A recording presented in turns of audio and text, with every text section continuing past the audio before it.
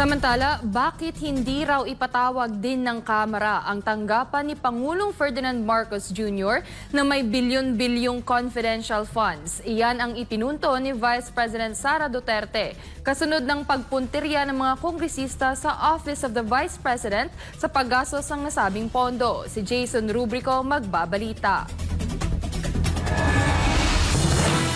Muling nanindigan si Vice President Sara Duterte na hindi ito umiiwas sa mga pagdinig ng Kamara kaugnay sa paggasta ng Office of the Vice President at Department of Education ng confidential funds. Pagbibigay diin ng pangalawang Pangulo na wala namang otoridad ang mga kongresista na magtanong kung paano nila ginastos ang nasabing pondo. I'm not being evasive. I am not answering the questions because they have no authority to ask confidential questions.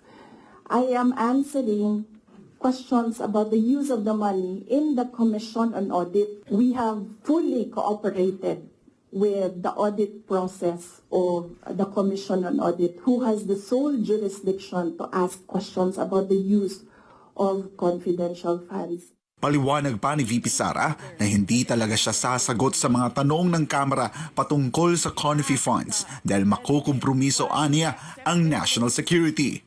No, I will not explain.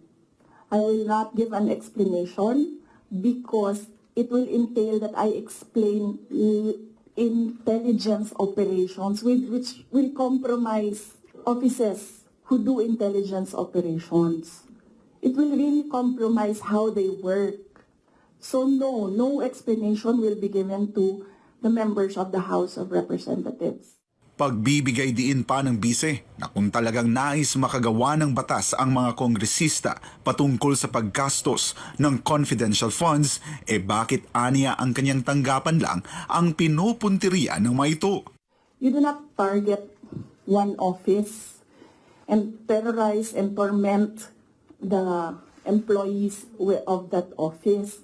What you do is you do a sampling, a random sampling of the offices who have confidential funds.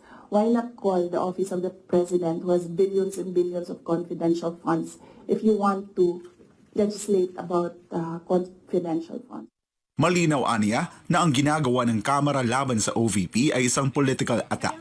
Sabi ng bise na ramdam nito na binabastos ng mga kongresista ang kanyang tanggapan. Ang ikinagalit pa ng pangalawang Pangulo ay dinamay pa nila ang mga empleyado ng OVP.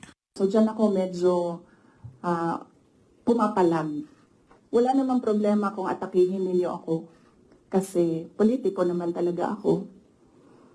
Pero may problema ako pag inatake yung opisina at yung mga kasamahan ko dito sa opisina ng pangalawang Pangulo na nagtatrabaho lang. Binigyang diin din ni VP Sara na ang ginagawa ngayon laban sa kanyang tanggapan ay may kinalaman sa mga ambisyon ng mga politiko sa 2028 presidential elections. Para sa Diyos at sa Pilipinas kumahal, ako